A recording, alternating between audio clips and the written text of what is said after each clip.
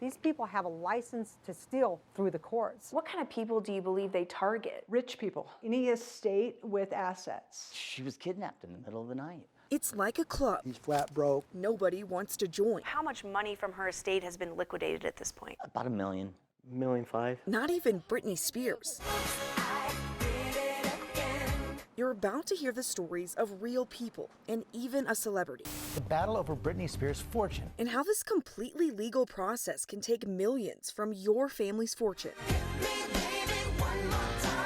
Ever since her public meltdown in 2008, Britney Spears has been under a court-ordered conservatorship in California. Hi, Britney. Her father and others have been put in charge of much of her life, including her finances. She's now fighting to have her dad removed, sparking the Free Britney movement.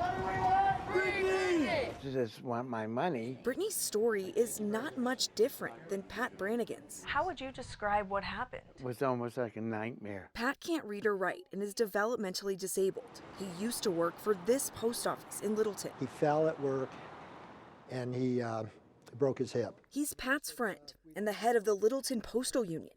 Dave Steinbach says Pat's fall led to a $100,000 settlement. But before he could get the money, he says Pat was forced into a conservatorship against his will. And who filed that paperwork to begin with? Social services. He says social services didn't think Pat was capable of handling the settlement money. So they filed a petition in probate court for a conservator to take over his finances, something anyone can do. Within 2 years, all the money was gone. Here's how the money quickly disappears when a conservator steps in. The conservator worked 29.4 hours.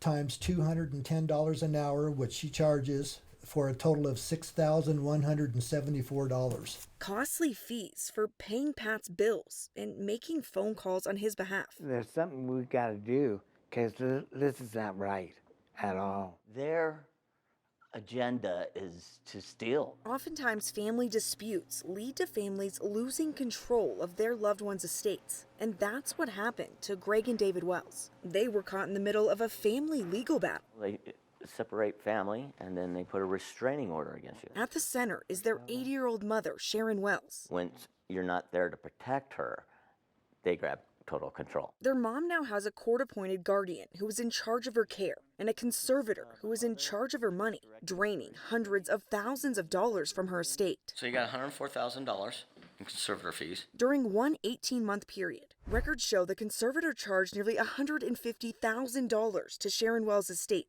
making up to $325 an hour. It's a money machine. The conservators spent a lot of that money on legal fees to fight the twins. When you have predatory attorneys that are in this for profit. I have the picture of my mom and dad when they were first married.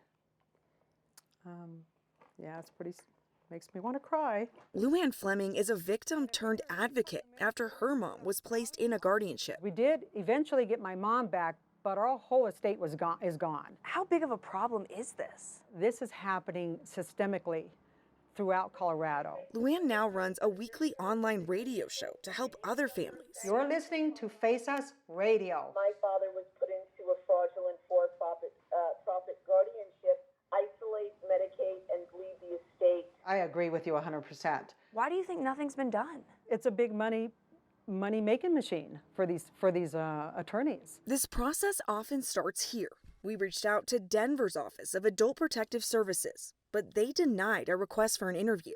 Instead, the office sent us this statement, reading in part, it considers guardianships/conservatorships as the most restrictive intervention and a last resort to protect an at-risk adult.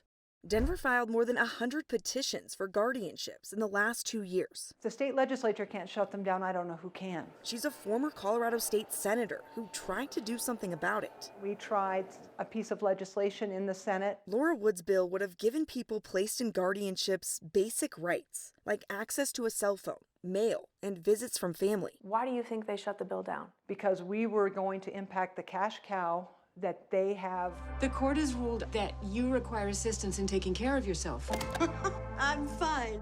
I'm afraid it's not up to you to decide. Wood says the new Netflix movie I Care a Lot shows exactly what's happening in courts across Colorado. 100% accurate. She also pushed for more accountability when she requested a state audit in 2017.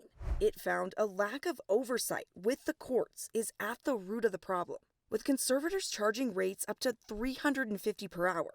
Another audit, 6 years before, identified similar problems, but very little has been done since. Nobody knows that this is going on until they're caught up in it, and then they're scrambling for help, and there's none to be had. Are they really doing anything to help Pat? Absolutely nothing. They're just waiting for Pat to go. For Pat, not only did they take his money, Jerry got sick. They didn't want to deal with it. he says his conservator took away his best friend. Jerry was everything to me. They took the dog to break his heart. I miss her every day. And she was special to me. Yeah. We didn't name the guardians or conservators involved in this because they are doing nothing illegal, but there are no parameters for what they can charge. Critics say leaving a system ripe for abuse. We plan to take what we uncover to lawmakers and the Attorney General for their reaction. I'm Denver 7 investigator Jennifer Kovaleski.